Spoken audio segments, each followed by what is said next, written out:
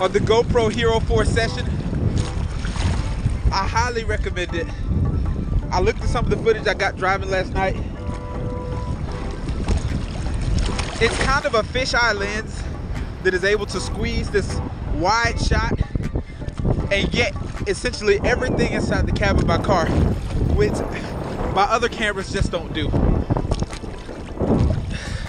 So you can do some really interesting things with it. For that reason, I highly recommend the GoPro session. Also, lightweight, carry it in your pocket, waterproof.